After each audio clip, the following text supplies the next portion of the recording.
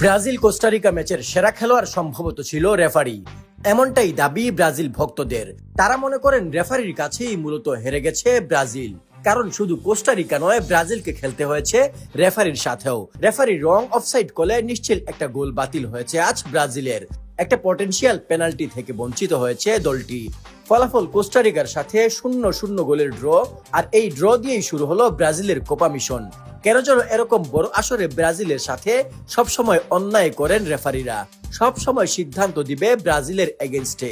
এটা মেনে নেওয়া খুব কষ্টকর। হতাশ হতে দেখা গেছে গ্যালারিতে থাকা ব্রাজিলিয়ান প্রিন্স নেইমারকেও। প্রায় সময় উত্তেজিত হতে দেখা গেছে ব্রাজিলিয়ান কোচ ডোরিভালকেও। এটা ফুটবল হতে পারে না, টোটালি ডিসগাস্টিং রেফারি। দুইটা ক্লিয়ার ফাউল করেছে বক্সে। প্রথমটা ভিনিসিয়াসকে ধাক্কা দিয়ে ফেলে দেয়, ক্লিয়ার পেনাল্টি ছিল। দ্বিতীয়টা গুমেরিসকে। শেষে ক্লিয়ার হ্যান্ডবলকে পেনাল্টি দেয়নি, অথচ হাতের জন্য গোল হয় নাই। প্রতিটা ফাউলেই উল্টো অ্যাডভান্টেজ পেয়েছে কোস্টারিকা।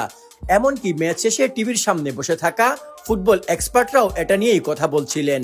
সবার চোখে পড়লেও শুধু চোখে পড়েনি রেফারির। উরুগুয়ে, কলম্বিয়া, প্যারাগুয়ে, চিলি, এদের অ্যাটাকের পাশাপাশি কুপায় এ ধরনের টিম ও ফেস করা লাগে, যারা গোল করা খুবই কঠিন করে তুলবে নেগেটিভ ফুটবল দিয়ে।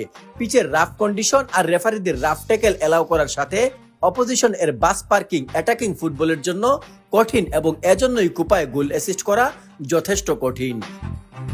প্রথমার্ধ শেষে গোলশূন্য ব্রাজিল কোস্টারিকার ম্যাচ। বেশ কিছু সুযোগ তৈরি হলেও নেটের খোঁজ পায়নি তারা। আর এভাবেই গোলশূন্য ভাবে প্রথমার্ধ শেষ হয়। দ্বিতীয়ার্ধে ব্রাজিল বেশ ভালো খেললেও ফলাফল নিয়ে আসতে পারেনি। বেশ কিছু সুযোগ তৈরি হলেও নেটের দেখা পায়নি তারা। তবে ব্রাজিল আজকে যথেষ্ট ভালো খেলেছে বলতে হবে। অ্যাটাকের পর অ্যাটাক করেছে তারা। 74% বল নিজেদের দখলে রেখেও জয় নিয়ে মাঠ ছাড়তে পারেনি। টোটাল 19টা শট করেছে ব্রাজিল। অপরদিকে কোস্টারিকা করেছে মাত্র 2টি। 4টি শট সেভ করেছেন কোস্টারিকার গোলকিপার।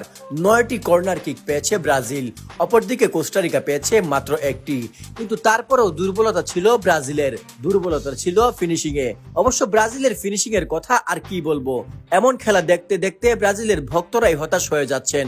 এটা কি ধরনের খেলা আসলে? আর কোস্টারিকা এই ম্যাচে কেনই বা খেলতে এসেছে?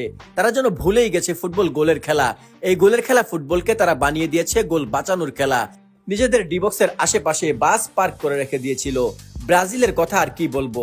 মাঝ মাঠে ভালো খেলছে, ডিফেন্সে ভালো খেলেছে, কিন্তু কোনোভাবেই একটা প্রপার ফিনিশিং করতে পারেনি।